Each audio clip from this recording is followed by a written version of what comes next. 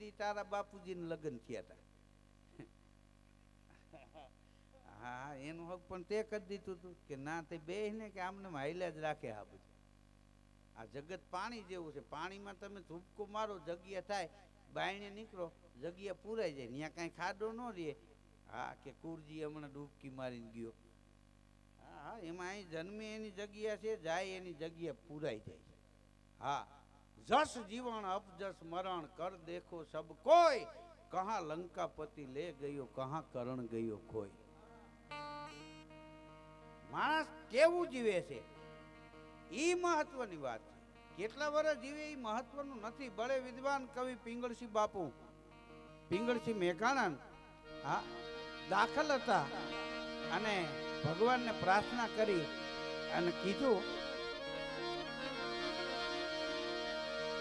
કે મારું તારું નો મૈટું એથી જગત ફંદ માઈ જાગતો,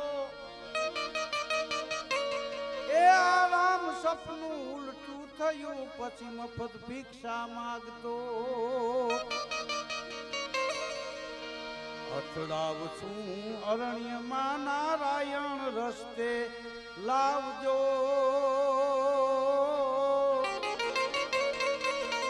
એ પરિભ્રમ પ્રીતુ પાલવા તમે અંત વખતે આવજો.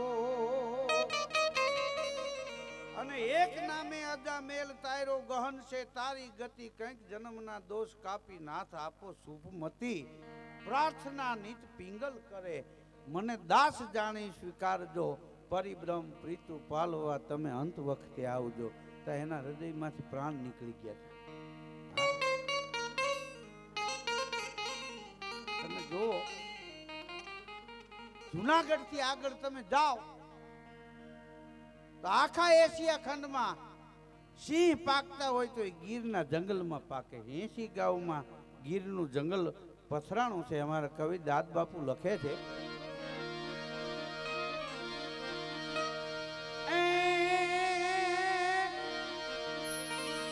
આકડિયા વાળી વેલ ઘટાડી વેલ ડિયાળી વ્રતવાળી,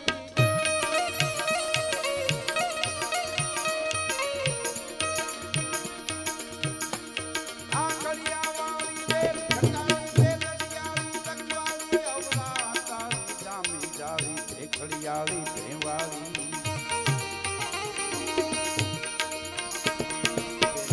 ચાલી જાતા ભાળી લાખણિયાળી લટકાલી,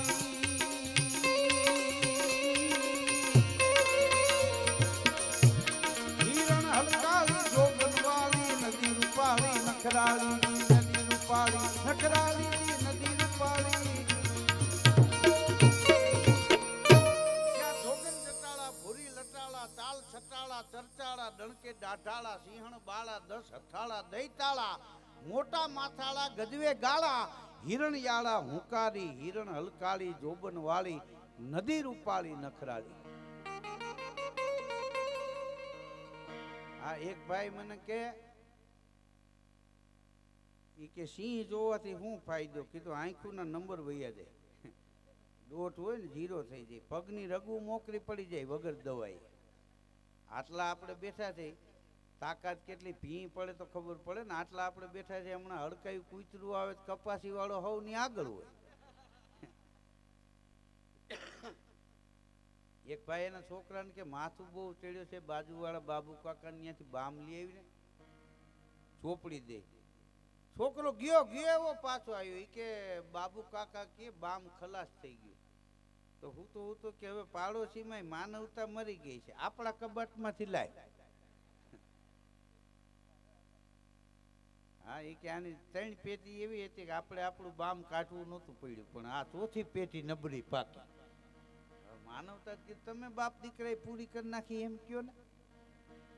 હા ને ત્યાંથી આગળ જાઓ તો દરિયો જેના પગ પખાડે છે એવું સોમનાથ દાદાનું ભવ્ય અને ભાતીગળ મંદિર આવેલું છે. ભજો હોય ભોળા ને ફૂલ છાબ ભરે તો પીળું સોનું પહેરવા ને ચતુર નારી કરે.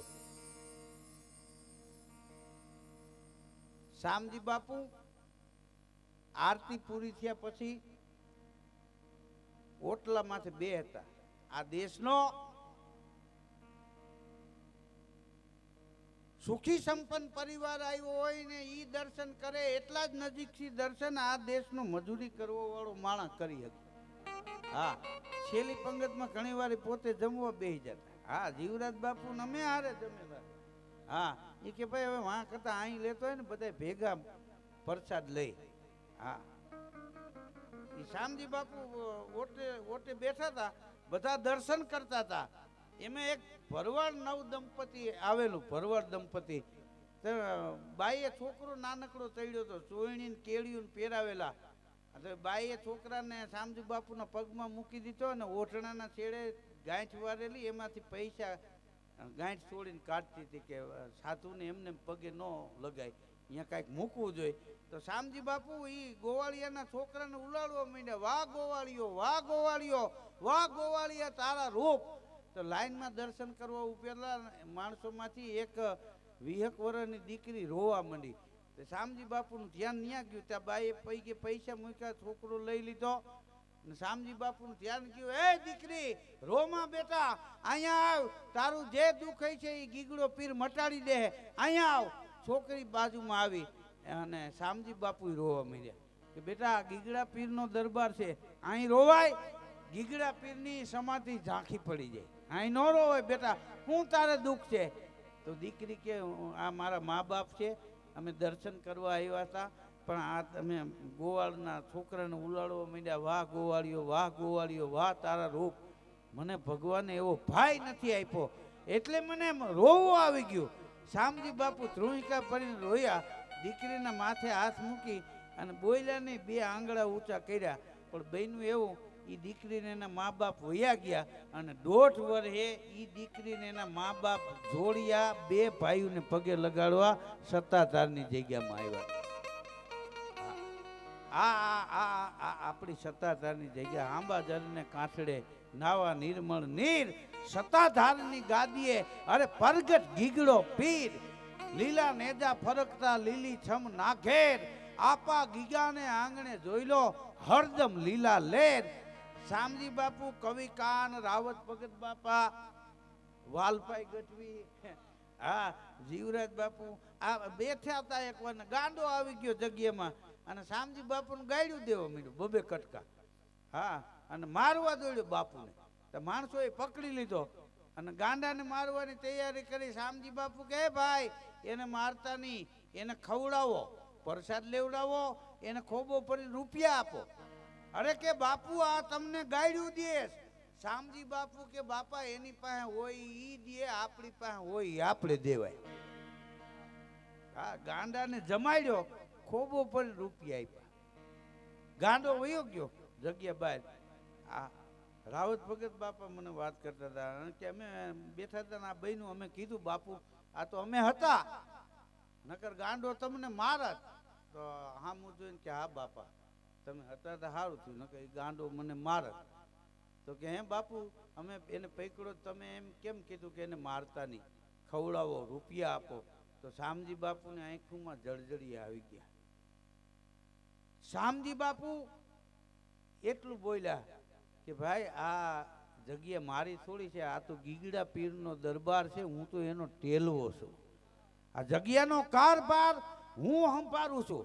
જાણતા અજાણતા કદાચ મારાથી કાંઈ ખોટું થઈ ગયું હોય અને ગીગડો પીરે કદાચ ગાંડાનું રૂપ લઈને મને સજા આપવા આવ્યો હોય તો અહીંયા આવે એને અમારે મરાય નહીં, અમારે એને વંદન કરાય. અને કવિ કાને શામજી બાપુના દુઆ લખ્યા. આ તો ગીરનો હાવજ છે, એ દેડકા ઉપર થોડો હાથ નાખે. ઘોર ખોદે ઘોર ખોદિયા મળદા ચૂઠે મરેલ, વનનો સિંહ વકરેલ, ઈ ચીરે કુંપાથળ શામજી. ઉઠે તકે દિન ખાજ પોતાનો ખાય, વણ જોતો વનરાજ હંખરો કરે નહીં શામજી. ઉલેચો કોઈ દી અટકે નહીં, ઠાલો ને પાછો થીર, વીરડા માયલી વીર તું છો સરવાણી શામજી. શામજી બાપુની જોડી હતી ને, વીરડામાં હરવાણી આવે એમ જોડીમાં હરવાણી આવતી. જે આવ્યા હોય એને મુઠ્ઠી ભરીને જે હાથમાં આવે એ આપે, ભાગમાં હોય મળે, ભાગમાં હોય મળે. એક સાંઈ ફકીર આવેલા, એનો વારો આવ્યો, જોડીમાં હાથ નાખીને બાપુ એ આમ આપ્યો ને તો 1 રૂપિયો નીકળ્યો. બાપુ કેટલે શેઠે તમારું નામ સાંભળીને આવ્યો કે ભાઈ આ ભાગમાં હોય મળે. બાપુ કાંઈ હાવ ભાગ હોય, આ જોડી તમારી પાસે તમે 1 જ રૂપિયો લીધો મૂઠો ભરો શું વાર લાગે? તો કે એમ એવું હોય કે હા તમે 1 રૂપિયો જ દેવો હોય એટલે આમ કરીને તમે મને આપ્યો કે લાય રૂપિયો. એ નાખ્યો જોડીમાં, જોડી મૂકી દીધી, તારે આથી લઈ લે. ફકીરે એમાં હાથ નાખ્યો ને તો 1 જ રૂપિયો. કે બાપુ વાત સાચી, આ છેલ્લો રૂપિયો જતો. એમ કે હા એ લઈ લીધો તે કે હા કે લાય જોડી અહીંયા. આ જોડી ખાલી હોય તો અહીંયા હરિહર થોડા હાલતા હોય. એ બીજા આવ્યા તો એને એમાંથી મુઠ્ઠીઓ ભરી ભરી અને શામજી બાપુ રૂપિયા દીધા હતા. હા, આ આપણા સૌરાષ્ટ્રના સંતો, શામજી બાપુ હોય કે જીવરાજ બાપુ હોય, જીવરાજ બાપુ એવા ભોળા હતા. એક દિવસ લાઇટ બિલ ભરવા જવું તો એટલે 5 લાખ રૂપિયા મૂકીને કાંઈક લેવા ગયો તો કોઈક માગવા વરાય. બાપુને એમ કે કોક ચરણે ચડી ગયા, એ તો મીડિયા દેવા બધા. પાછા આવ્યા ને બોલા 3 લાખ જ દેવાઈ ગયા, 2 જ વૈતા. બાપુ પૈસા કી તો અહીં કોક થરી ગયા હતા, હું દઉં છું બધા. અરે કે બિલ ભરવાના છે. હા તો 2 લાખ કે હવે આટલા છે લેતો જાય કે મને એમ ક્યાંય કોક દઈ ગયા છે બધાને દઉં. હા દઈને રાજી થવું, ઈ જીવરાજ બાપુનો સ્વભાવ હતો. હા, આ પડખેના ગામ વાળો એક જાંબુડી ગામનો એક ખેડૂ આવ્યો હતો. બાપુ દીકરીઓનું લગ્ન છે, ઓલા હગાઈ છે, તો આવો ને ગાડું જોડીને આવ્યો. હું લઈ આવ્યો ગાડું કે હાલ હાલ આંટો મારી દે. બોલો ગાડામાં બેહીને જીવરાજ બાપુ એને ત્યાં હગાઈમાં ગયા અને એને ન જવું હોય તો ઓડી ગાડી લઈને જાવ તોય ન જતા. એમ કે ભાઈ મારે નથી આવવું. હા, એ હૃદયના ભાવને ઓળખતા. હું તો એમ કહું છું ટાંક પરિવાર ઉપર આ સત્તાધારના સંતોની કૃપા છે, માતાજીની કૃપા છે, ભગવાન ભોળાનાથની, રામને, કૃષ્ણની કૃપા છે. એટલે તમારો પરિવાર કાયમ ફૂલો ફાયલો રહે. હા, અને તમારા આ છે ભગવાન ખૂબ સારા કામ કરાવે એવી હું આખા પરિવારને શુભકામના પાઠવું છું. કારણ કે રૂપિયા તો ઘણાય પાસે હોય, હા, પણ એમાં આપણા કેટલા રૂપિયા અબજોપતિ હોય, તમે તમારા કેટલા ખાવ, ખવડાવો, વાપરો એટલા, બાકી નહીં. દેને વાલે લે ગયે, ખાને વાલે ખોય. કઈ હતું નહીં સાથમાં. અમે એવી ઘણી નનામી જોઈ. છેલ્લે લુખા લોટનો જ લાડુ હોય, એને કઈ ગુંદીનો ન મૂકે. હા, અને એક જાહેરાત ઈ કરી દઉં કે આ વાલજીભાઈ અને એમનો પરિવાર બિલિયાળા રામકથાનું આયોજન કયા મહિના છે? 5મા મહિનાની 3 તારીખે 3/5 થી. તો તમે બધા આવજો. કનકેશ્વરી બેન, હા, એ કનકેશ્વરી બેનના ગુરુ એટલે કેશવાનંદ બાપુ. હું એની હારે બેઠેલો. કેશવાનંદ બાપુ એવા હતા, સવારમાં હમાજળ એનો દીશ ઉતરી જાય. હા, તમને હરફ વીછી કઈડે તો તમે એમ કહો ને તને કેશવાનંદની આણ, તો એ ઉતરી જતા. બાપુના છેલ્લે પગ છે ને એ કાળા થઈ ગયા હતા, ગદગદી ગયા હતા.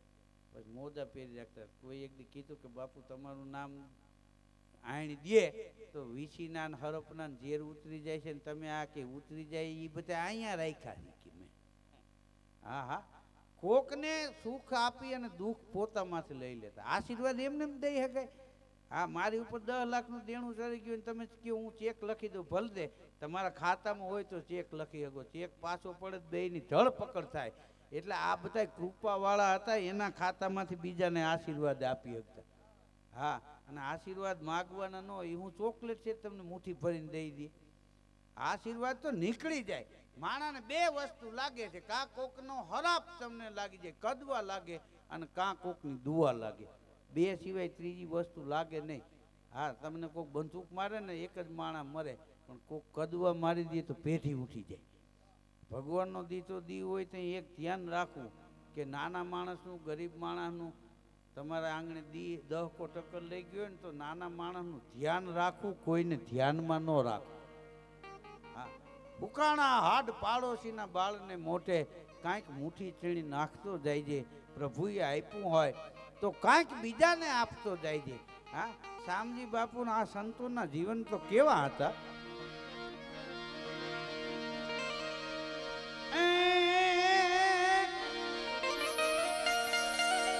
એ ફૂલડા અમે થોડું જીવીને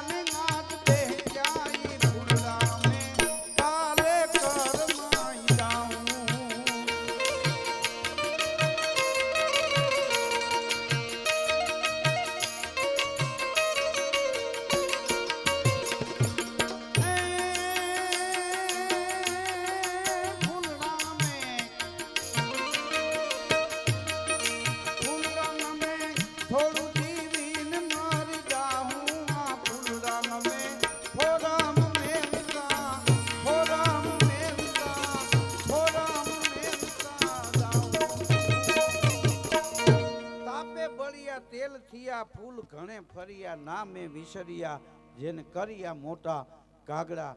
તો આપ સૌએ મને પણ સાંભળ્યો એ બદલ આપ સૌનો ખૂબ ખૂબ આભાર.